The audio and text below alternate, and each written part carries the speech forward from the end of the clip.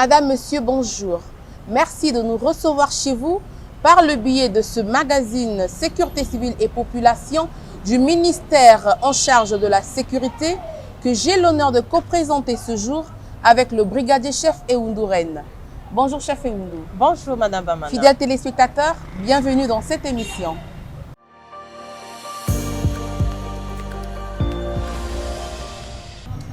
À la demande du système des Nations Unies en République du Congo, plus d'une centaine de ces agents basés à Brazzaville ont bénéficié d'une formation dans les domaines de prévention, lutte contre l'incendie et secourisme par une équipe pédagogique de la sécurité civile.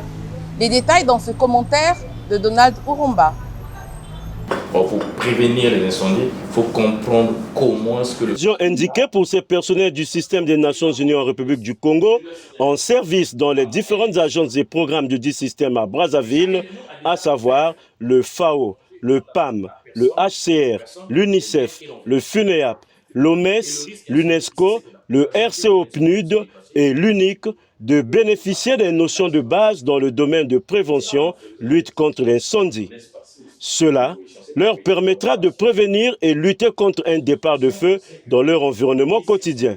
Dans ce cours, nous parlerons de la prévention et de la prévision. La sensibilisation fait partie de la prévision et de la prévention. La réponse, donc l'intervention, qui est définie comme étant une défaillance de la prévention, nous permet maintenant d'aller au combat. Est-ce que tout le monde doit aller éteindre le feu quand il y a un incendie? Non, il y a des personnes non essentielles auxquelles il faut évacuer.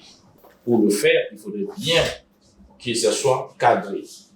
Pourquoi on fait ce module? Parce que il faudrait éviter bien qu'il y ait une déclaration de feu et que ça se propage, que ça touche le personnel des Nations Unies. Donc, cette vulgarisation des connaissances basiques en matière de prévention de la lutte contre l'incendie permettra à tout un chacun de savoir éviter la naissance d'un feu dans son environnement de travail. Ça veut dire qu'il faut signaler les non-conformités en matière de risque contre l'incendie. À l'issue de la présentation, vous devez être capable de savoir identifier, analyser, prévenir le risque incendie.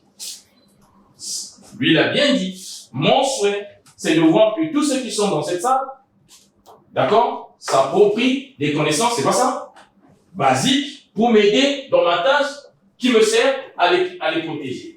La sécurité étant l'affaire de tout le monde, il faudrait qu'il y ait un système, et dans ce système, chacun est un processus. Donc chacun met la main dans la pâte pour assurer la sauvegarde des personnes, des biens et de l'environnement. À l'issue des cours théoriques, les participants se sont adonnés à la pratique, notamment dans les exercices d'évacuation, simulant un départ de feu dans leur milieu de travail.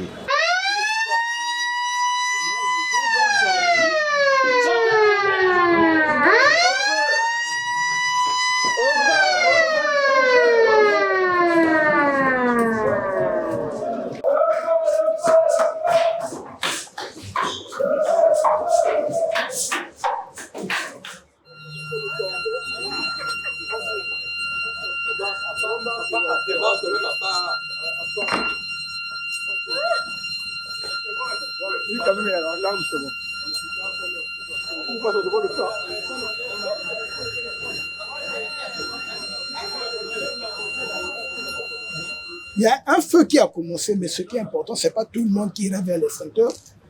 C'est peut-être une ou deux personnes, c'est-à-dire les personnes qui ont cette responsabilité, mais les autres doivent évacuer. Alors pour évacuer, il y a un aspect très important, c'est ce que nous appelons les dégagements. Les dégagements peuvent être définis comme étant toute partie du bâtiment qui permet le cheminement de l'évacuation. Si vous êtes dans une salle où il n'y a pas de porte, il y a feu, vous allez sortir comment? Il faut qu'il y ait une porte, n'est-ce pas? Parfois, après les portes, vous prenez les circulations horizontales, ce que nous appelons par corridor aussi, ou bien couloir. Il faut que ça vous amène quelque part, ça vous amène dehors. Donc, il y a des portes, il y a les issues de secours, il y a les couloirs. Si c'est des bâtiments étages, il y a les escaliers. Quand on évacue, on ne court pas, mais le pas est alerte. Nous devons avoir une équipe d'évacuation. D'abord, tout le site devrait avoir un responsable d'évacuation. Et dans chaque secteur, il devrait avoir un guide fil SFI. Ensuite, des exercices de simulation sur un feu qui se déclare suite à une fuite de bouteilles de gaz et également l'extinction d'un feu à l'aide d'un extincteur ont été exécutés. J'ai été particulièrement impressionnée par vraiment le professionnalisme de vos équipes, de vos experts et tout ça. Et l'approche pédagogique qu'ils ont pu avoir avec nous, ils ont pu captiver tout le monde. La deuxième chose, c'est que je suis complètement rassurée parce que je sais qu'ici au Congo, nous avons ce dispositif-là et qu'en cas de besoin, à tout moment, nous pouvons avoir cette formation. C'était un besoin et donc nous avons appris au-delà des gestes de prévention qu'il faut en cas de feu en milieu professionnel, certains rudiments et certains, comme on dit, tips et tout ça, de prévention même en milieu domestique. Et donc, pour ma part, c'est la première fois que je touchais à un extincteur. Je voyais un peu qu'est-ce qu'il y avait dans les composants. Donc, j'ai bien apprécié à la fois l'explication technique, ce qu'il y a à l'intérieur, comment faire et puis comment se protéger. Donc, vraiment, je vous félicite. Et puis, nous pensons au niveau du système des Nations Unies, en tout cas pour l'UNESCO, c'est une excellente opportunité et nous pensons que nous allons renouveler ce type de renforcement de capacité au moins une fois par an, dans la mesure du possible, pour que nous soyons sûrs que tout le monde est au même niveau d'information. Et nous avons retenu beaucoup de choses. Nous sommes aussi passés aux exercices de simulation et aux exercices pratiques. Ce que nous pouvons retenir, c'est que la santé et la sécurité, c'est une affaire de tous et qu'il n'y a pas d'excuse à ne pas connaître tout ce qu'il faut faire pour protéger l'être humain et peut-être au-delà les matériels. Mais il faut protéger l'être humain. Et on nous a appris donc comment prévenir les incendies. Et une fois quand elles sont déclenchées, comment très rapidement dans les premiers moments en venir à bout. Et si c'est au-delà aussi ce qu'il faut faire avec notamment les numéros de sapeurs-pompiers qu'il faut appeler et tout ça. Déjà nous, en tant que agent de l'association du personnel, effectivement, nous avons cette responsabilité de travailler à ce que tous ceux qui sont dans nos bureaux soient vraiment en sécurité. Et donc, le fait de le faire par leur pouvoir, c'est une excellente chose. Mais nous voulons aussi remercier les sapeurs-pompiers qui sont vraiment venus et qui, de manière très andragogique, avec beaucoup de méthodes, nous ont enthousiasmés. Ils ont réussi vraiment à susciter l'adhésion. On démontre les questions qui ont été posées. Donc, ça a suscité de l'intérêt pour tous. Et pour cela, ce qui est encore intéressant, c'est que nous avons fait des pratiques. Il y a des gens qui avaient peur du feu. Bon, mais le fait de braver, on s'est rendu compte que bon, quand ils sortent de là, ils se disent que donc je peux. Et je pense que c'était vraiment très important. Nous avons des extincteurs 2 fois à la maison, au bureau. Mais on passe juste à côté sans faire attention. Alors que c'est un outil fondamental de réaction contre les incendies. Donc, on nous a aussi montré comment être en éveil, comment repérer ces outils qui peuvent nous aider très rapidement à faire face à ce genre de danger. Outre la prévention lutte contre l'incendie, l'équipe pédagogique de la sécurité civile a également formé ses personnels dans le domaine du secourisme où ils ont appris l'application des gestes de premier secours en cas d'une situation de détresse dans leur milieu professionnel. Au terme de cette formation, M. Roxy Désiré Pango Machimango, conseiller à la sécurité du coordonnateur résident du système des Nations Unies au Congo, s'est exprimé en ces termes. Nous étions venus ici voir le général pour lui demander de nous assister dans l'exercice, les formations et l'exercice d'évacuation d'urgence de nos bâtiments. Et nous avons eu gain de cause, nous avons reçu une réponse favorable car toute la semaine passée et ce début de semaine, nous sommes dans un cycle de formation intense pour l'ensemble du personnel et des agences des Nations Unies présentes au Congo. Notre demande, notre objectif était d'arriver à rafraîchir les principes de base de sécurité au sein du personnel des Nations Unies. Et nous avons, toute la semaine passée, effectué des exercices dans toutes les agences, dans tous les bureaux des agences. Cela incluant d'abord une formation du personnel guide-fil et serre-fil de chaque agence, ce qui nous a permis de tester nos plans de sécurité des bâtiments. Et enfin, nous avons eu à faire des exercices d'extinction de feu. Et l'ensemble du personnel a pu passer, a pu utiliser les extincteurs et tester l'efficacité, aussi la compétence d'éteindre le feu, les petits feux ou le départ de feu dans les bâtiments. Moi-même, j'ai participé à plusieurs exercices dans plusieurs agences. J'ai pu voir comment le personnel réagit, j'ai pu voir comment nos plans fonctionnent. Ça nous permet en fait de réactualiser nos plans sur les petites observations que nous avons pu faire ensemble avec les sapeurs-pompiers. Et j'estime que nous sommes maintenant prêts à réagir en cas d'incendie dans nos bureaux ou en cas d'urgence pour se sauver et aussi sauver les autres en cas de problème. C'est par une photo de famille que tout a pris fin.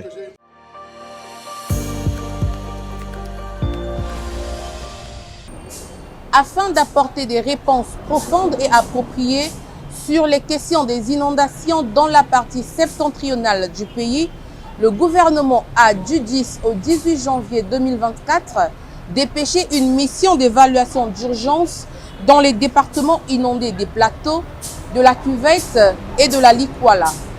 Le colonel de police Alphonse Bonazebi, commandant de la défense civile près le commandement de la sécurité civile, faisait partie de cette mission pour le compte du ministère de l'Intérieur. Suivant ce dossier des Marbouka.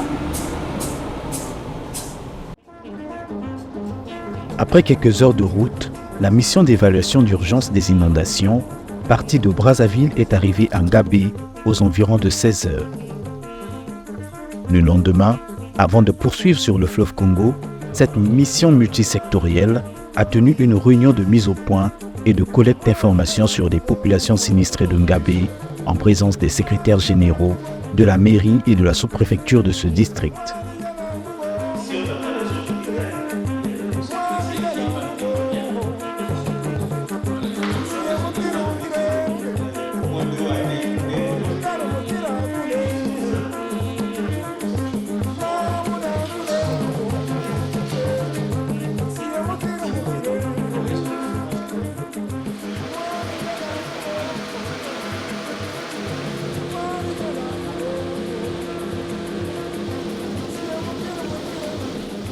En parcourant les villages inondés de Ngabé, situés le long du fleuve Congo, on découvre avec amertume les dégâts causés par les pluies intenses qui se sont succédés de novembre à décembre 2023 sur toute l'étendue du territoire national.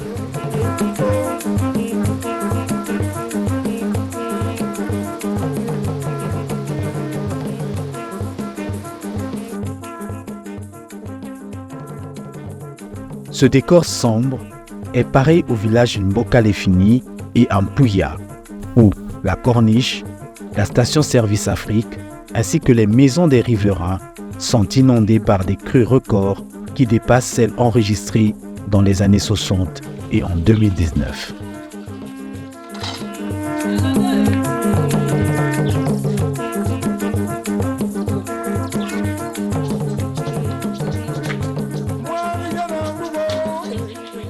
La situation est plus explosive lorsque la mission arrive dans la ville de Makoti-Poko.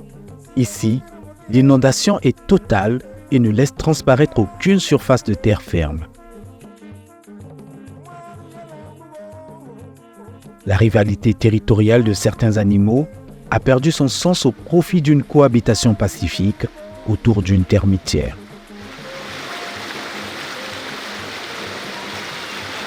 La furie des pluies abondantes a englouti les maisons jusqu'à la hauteur des toitures. Les établissements scolaires inondés ne donnent aucune possibilité de reprise de cours. Les archives de services de santé et les bâtiments des soins hospitaliers n'ont pas été épargnés. C'est toute la vie humaine qui a été réduite et suspendue.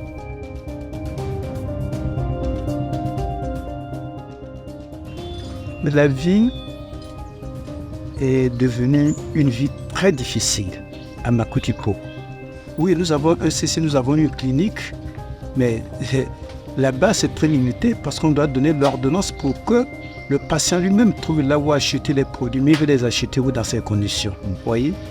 Donc, les infirmiers, oui, les courageux sont là, mais enfin, dans le cas de la santé, je dis, les gens, c'est comme Dieu qui les accompagne. C'est CETO, vous voyez là que des gens utilisent. Je dis bien, c'est CETO.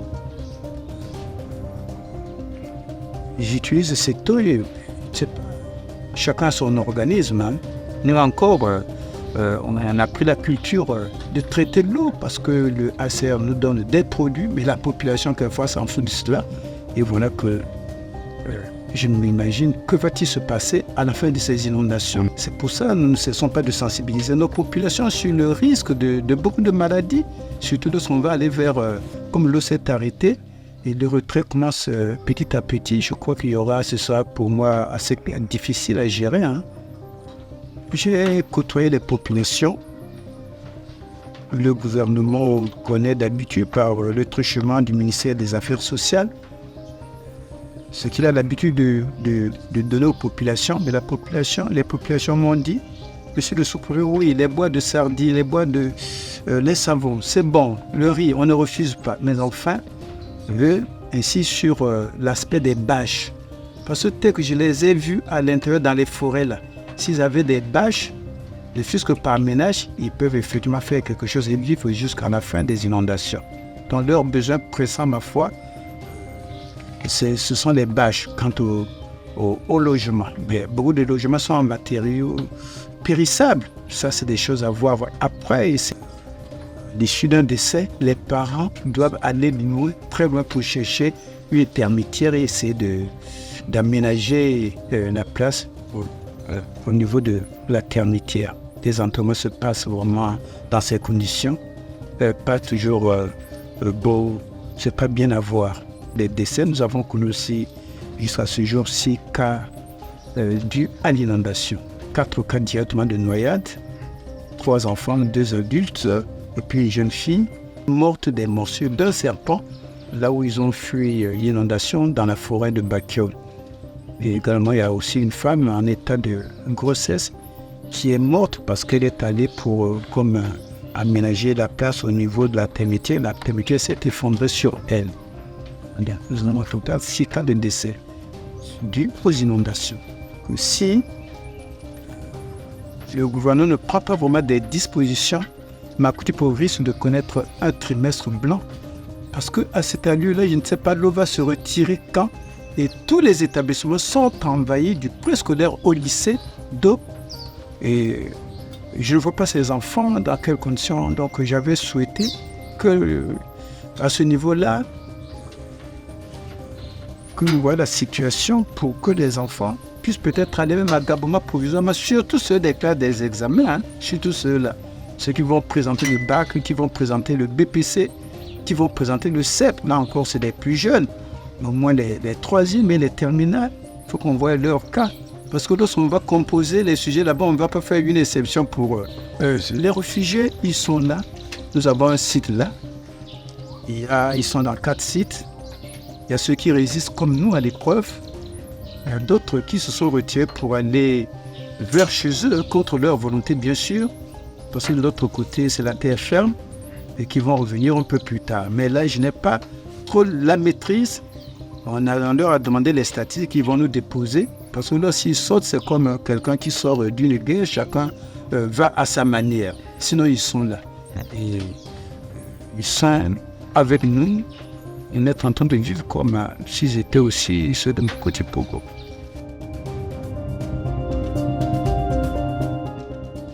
Près de la moitié de la population de Makotipoko a quitté la ville pour se réfugier soit en forêt, soit à Brazzaville, soit à Gamboma, une ville située en amont de la rivière Kenny, un affluent du fleuve Congo.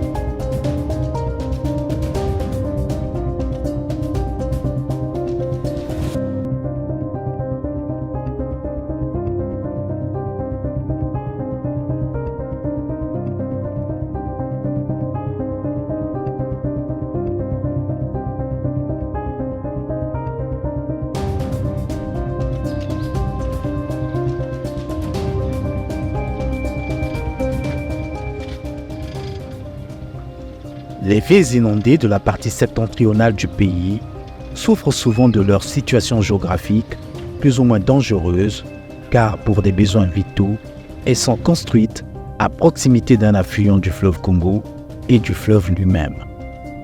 Prises en tenaille par des sorties de lits des affluents et du majestueux fleuve Congo, les villes et villages de Makotipoko, Konda, Mosaka et autres demeureront dans ces situations de danger si aucune solution efficace n'est trouvée. Pour le commandant de la défense civile, le colonel Alphonse Bonazebi, chef de secteur sécurité et logistique de cette mission, les interventions d'urgence par anticipation semblent nécessaires pour limiter les dégâts pendant ces périodes de pluie abondantes de manière à assurer une meilleure gouvernance des risques. Ces crises, lorsqu'elles arrivent ou se réalisent dans ce contexte-là ou dans ces conditions, j'allais dire, nécessitent la mise en œuvre d'un certain nombre de mécanismes de réponse. Maintenant, concernant la réponse, je vais parler de la dimension spécifique de la sécurité civile, par exemple. Notre réponse devrait être immédiate. Dès lors que les inondations sont déclarées, eh bien, nos équipes qui sont aussi multidimensionnelles, on aurait une dimension médicale importante. On devrait avoir une dimension de sauveteurs qui sont attendus dans ces conditions-là, et on devrait avoir des secouristes. Dans ces conditions-là, c'est la sécurité civile qui devrait être renforcée en moyens nautiques et en moyens spécifiques d'intervention, devrait être projetée en premier lieu. Dans ces conditions-là, le rôle serait de prendre soin des populations qui sont exposées à des maladies liées bien entendu à la montée des eaux, donc les maladies hydriques telles que les diarrhées que nous avons constatées sur les terrains. Donc à la survenue de la crise, nous, on devrait être les premiers à être cogités dans ces contextes-là. Et lorsque nous intervenons donc l'équipe médicale, joue le rôle de pouvoir prendre soin et renforcer d'abord les structures de santé qui deviennent délabrées et en sous-effectif. Ça devrait donc être un moment très important. Ensuite, les équipes de sauveteurs devraient donc, avec les moyens nautiques qu'ils devraient disposer, y faire ce que nous appelons en termes techniques le balayage de couloirs. Et ce balayage-là devrait donc éviter les différents cas de noyade tels que nous avons constatés sur les terrains. Vous savez, c'est quand même assez regrettable les témoignages qu'on reçoit à Makotipoko, où un enfant qui chute et le papa n'ayant pas une technique spécifique pour sauver, et naturellement, ils ont dû perdre cet enfant-là dans ce condition. Donc, beaucoup de cas se multiplient comme ça, et nos différentes équipes devraient donc être en mesure de jouer un rôle important.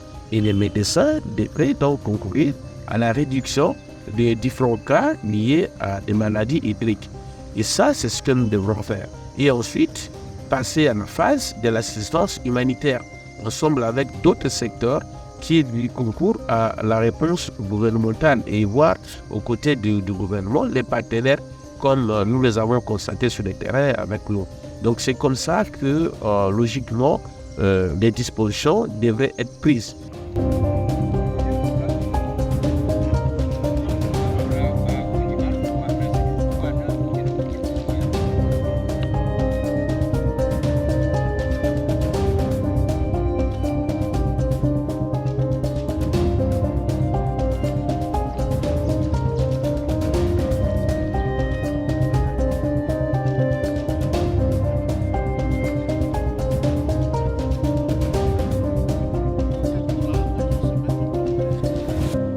Lorsqu'il y a ce genre de situation, les inondations, disons-le, dans ces contextes-là où nous avons été sur le terrain, ce que nous devons faire en tant que sécurité civile, aux côtés bien sûr des autres acteurs, mais en tant que primo-intervenant sur le terrain, c'est de pouvoir évaluer globalement la situation comme nous l'avons évaluée et créer des zones de recueillement des populations. Ces zones de recueillement des populations, avec naturellement les moyens de première intervention, donc les toiles de tente et les médicaments de première intervention, serait que ces populations ne restent plus dans des zones inondables, mais qu'ils soient momentanément recueillis dans des espaces qui sont aménagés afin que ces populations reçoivent leur assistance à ces endroits-là. ce qui les protège naturellement à la vulnérabilité des eaux sur lesquelles ils sont souvent exposés, comme à Makodi, pourquoi un peu partout que nous avons suivi. Ça, c'est très très intéressant pour que cette population ne puisse pas errer dans la forêt, comme nous avons entendu avec des populations. Que cette population soit recueillie parce qu'ils perdent leurs abris. C'est pourquoi ils se retrouvent dans la forêt. Et dans ces conditions-là, nous allons déterminer les mesures de contrôlement de ces populations et que ces populations soient protégées dans ces conditions-là. C'est ça ce qu'il faut faire dans les prochaines inondations. On a parti septentrional et même un peu partout dans le pays que nous sommes de ça.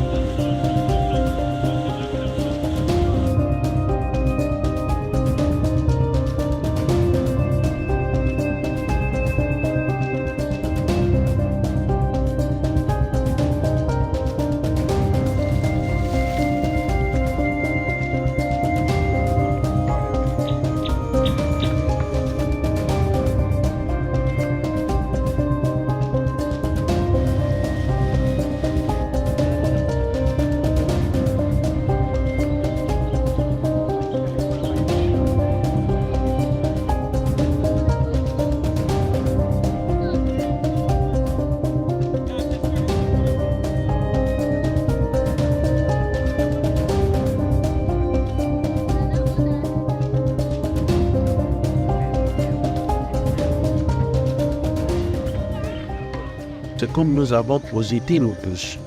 Et c'est d'aller vers un état de relèvement du pays. Conseil, naturellement, aller vers des solutions durables.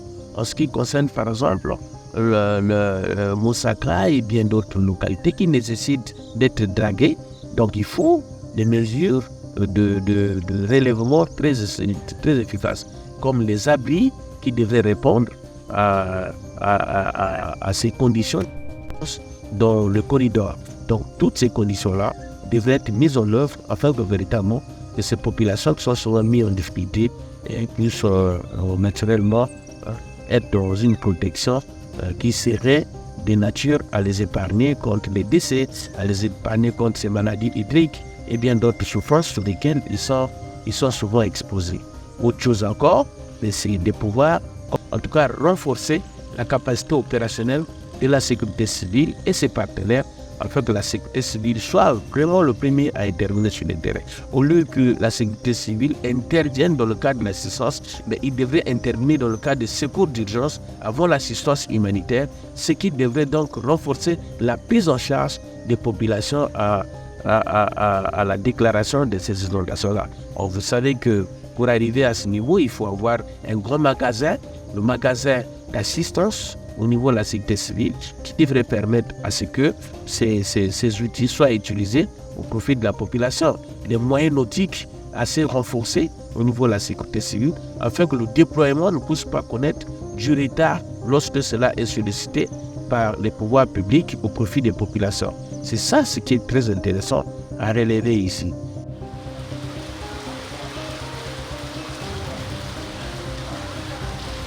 Devant les catastrophes naturelles liées aux inondations, les initiatives de protection des populations vulnérables doivent se multiplier en vue de lutter contre la dégradation de la vie. Cependant, vues comme une opportunité, ces zones inondées aujourd'hui constituent des réels atouts économiques si l'on y développe fortement le tourisme fluvial, la pêche moderne, le transport fluvial, un habitat plus adapté et autres domaines de l'économie bleue en jachère pour rendre davantage résilients les peuples riverains du fleuve Congo et de ses affluents.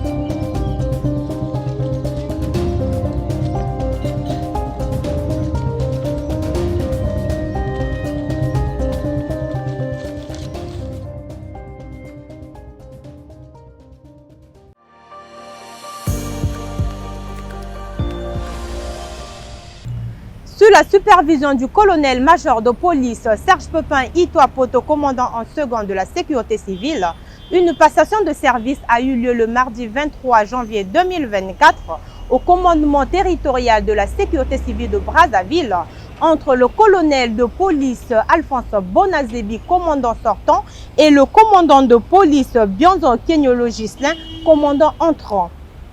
Images et commentaires. C'est à la faveur de la note de service numéro 2278 du 18 décembre 2023 relative aux passations de services au commandement de la sécurité civile entre les commandants territoriaux sortants et entrants de cette structure qu'a eu lieu cette activité. Ainsi, le colonel de police Alphonse Bonazebi, commandant territorial de la sécurité civile de Brazzaville sortant, appelé aujourd'hui à d'autres fonctions, a été remplacé par le commandant de police Bionzo Kenyolo Gislin. Placé sous la supervision du colonel-major de police Serge Pepin Itoa Poto, commandant en second de la sécurité civile, celui-ci, après quelques formalités d'usage, a procédé à l'installation du commandant entrant dans ses nouvelles fonctions. Tu n'es pas un des moindres. Et sur ce, je peux te dire bonne chance. De toute façon, tu seras ici. J'ai grand espoir que tu sauras me ramener sur le problème. Tu sauras te faire valoir auprès du commandement. Et même au niveau gouvernemental, de façon qu'à plus jamais qu'on accepte. Au colonel, le commandant Bionzo Rentrant, que j'ai d'abord eu la chance, tout au moins, étant commandant territorial, de le gérer à Pointe-Noire. Et dernièrement, je suis fait une passation au niveau de Brissot. Et aujourd'hui, voilà sur Brazzaville. Je crois que c'est une continuité. Et donc, je ministre de l'Intérieur, je vous installe dans vos fonctions de commandant territorial de la ville de Brazzaville. Donc, dès cette félicitation,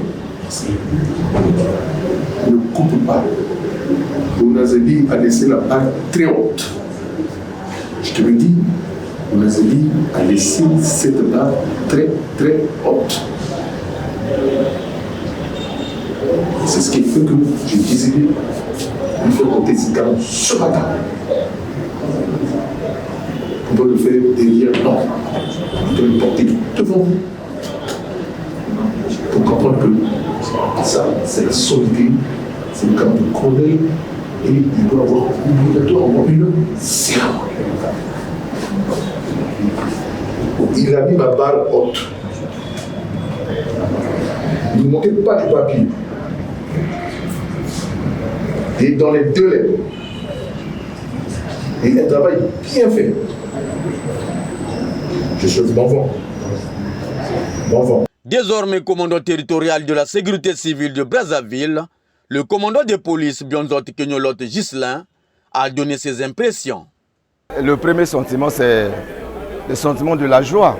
Je manifeste la joie. J'ai été nommé par la hiérarchie. Ce n'est que la joie. Mais rapidement, je suis rattrapé par la charge, la responsabilité, rattrapé par ça, parce que nous sommes à Brazza. Brazza, c'est le département numéro 1 du Congo et c'est la capitale politique. Donc, c'est deux sentiments-là que je partage. Le message que nous adressons à la population, c'est de croire à la sécurité civile. Parce que nous avons été recrutés, engagés pour eux, pour le bien-être de la population. Donc la population a intérêt de nous accompagner.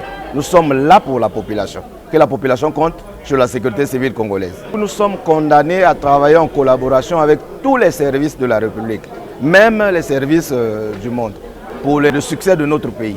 C'est ce message-là que j'adresse aux amis de différents services.